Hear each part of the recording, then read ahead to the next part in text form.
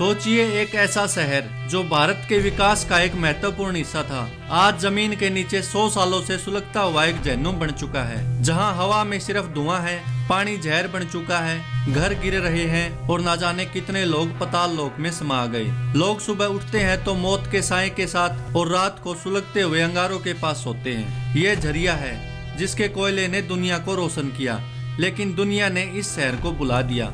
पर यहाँ के लोग हर दिन उसका बोझ उठाते हैं। इस सच को इग्नोर करना आसान है, पर समझना बहुत जरूरी। आखिर कब तक ये चलेगा?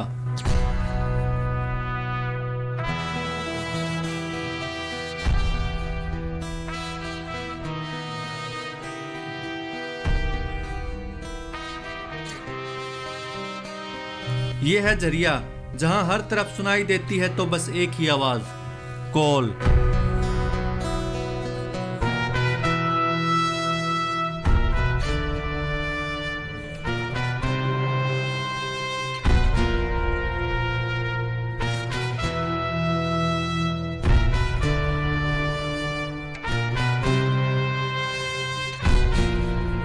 जब धनबाद के आसपास अंग्रेजों ने सारे धान के खेतों पर कब्जा करके कोयला निकालने का काम शुरू किया, तब जब रेलगाड़ियां कोयले पर चलती थी और सारी आधुनिक फैक्ट्रियां और मशीनें सब कोयले पर चलती थी, और तब जब धनबाद बंगाल के हिस्से में आता था। आजादी के बाद धनबाद बंगाल से बिहार में चला गया, अभी धनबाद झारखंड में है।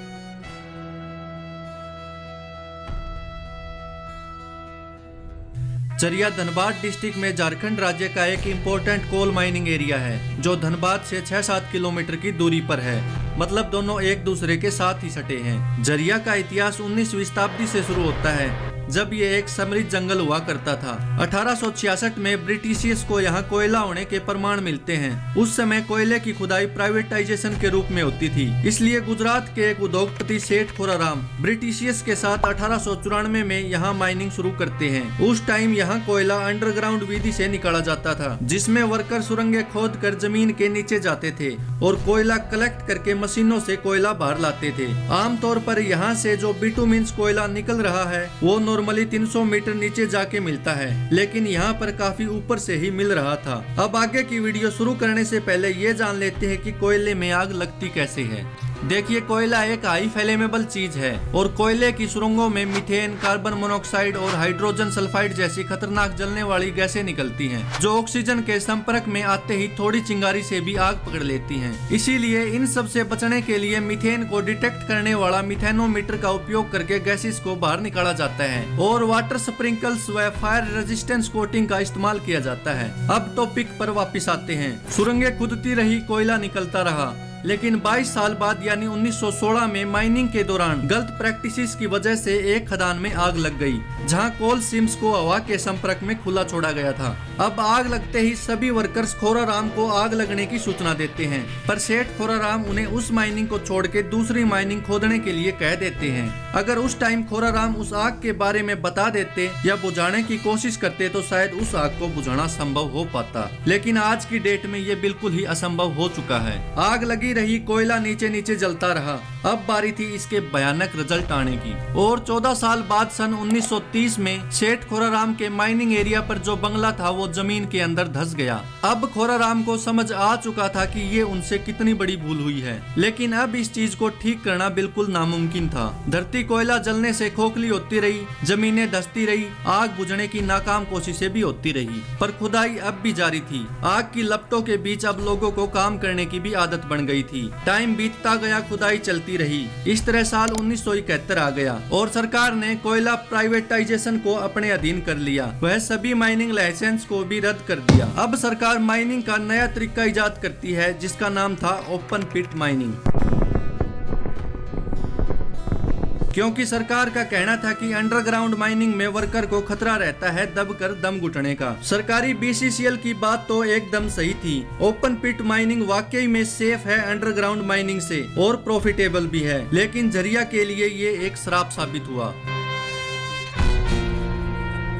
क्योंकि ओपन पिट माइनिंग में सरफेस पर एक लार्ज ओपन पिट बनाई जाती है जो धीरे धीरे नीचे की तरफ एक्सपेंड होती रहती है, जिसके कारण नए कोल सीम्स खुले और ऑक्सीजन के संपर्क में आए। अब और आग ज्यादा भड़क गई। इसके अलावा अबेंडेंट पड़ी माइन को भरने के लिए कोई प्रॉपर मेजर्स ही नहीं लिया गया, जो आग लगने का दूसरा मेन रीजन बना। अब हर दिन लोगों के घर धंसने लगे, जलने लगे, हर तरफ कोयले का खतरनाक धुआं फैल गया। लोगों को सांस लेने में भी अब दिक्कतें होने लगी। गांव के गांव खंडर में बदल गए। इतना सब होने के बाद भी सरकारी और इलीगल माइनिंग चलती रही। 1990 आते आते झरिया का पोल्यूशन एक्सट्रीम लेवल तक पहुंच गया। कोल माइनिंग के आसपास बसने वाली 5 लाख पॉपुलेशन में रेस्पिरेटरी डिसीज और हेल्थ इश्यूज बढ़ने लगे। इतना सब होने के बाद अब सरकार की आंखें खुली और झरिया के लोगों को दूसरी जगह शिफ्ट करने का सोचा। झरिया की कुल आबादी 5 लाख थी, जिसमें से 1 लाख लोग डायरेक्टली इफेक्टिव थे इन सब से। अब 1999 में BCCL ने झरिया के लिए एक मास्टर प्लान तैयार करवाया, जो कि झरिया से 10 किलोमीटर दूर सेफ जोन बेलगरिया पर बनाना था। लेकिन BCCL के सामने काफी सारी प्रॉब्लम्स थी,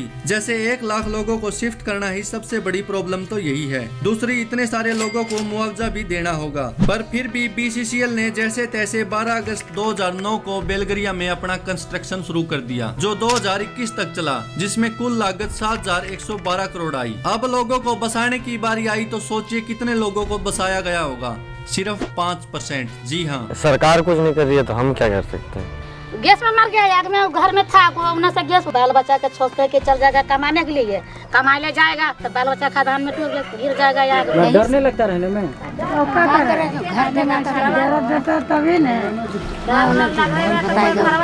और जो 5% लोग बसाए गए हैं वो भी यहाँ बसकर कोई खुश नहीं है, क्योंकि ये लोग अपना गुजारा वहाँ बंद पड़ी माइन से कोयला कलेक्ट करके अपनी रोजी रोटी चलाते थे। और अकेला घर देने से प्रॉब्लम कोई सोल्व नहीं हो जाती। घर खर्चे के लिए कुछ नौकरियाँ भी देनी पड़ेंगी। आपके मुनाफे के लिए इन बेचारों को अपने घर तक छोड़ने पड़े हैं। दूसरी तरफ ना सरकार इनकी जिम्मेदारी लेती है और ना ही कोई प्राइवेट कंपनी। एक रिपोर्ट के मुताबिक तो ये भी कहा जाता है कि ये आग जानबूझकर लगाई गई थी, ताकि यहाँ के आम लोग अपने आप इस जगह को खाली कर दें, ताकि प्राइवेट कंपनी खुलेआम यहाँ धड़ल्ले से माइनिंग कर सकें। क्योंकि अकेला झारखंड ही इंडिया को 70 सालों तक बिजली से रोशन कर सकता है। पर विडम्बना देखिए, जो झारखंड इंडिया को रोशन करता है वही झारखंड आज सेकंड मोस्ट पुअर स्टेट है। हम सबको मिलकर इनकी आवाजें उठाने की जरूरत है, क्योंकि सरकारें झुकती हैं, बस झुकाने वाले चाहिए। Please save Jharia.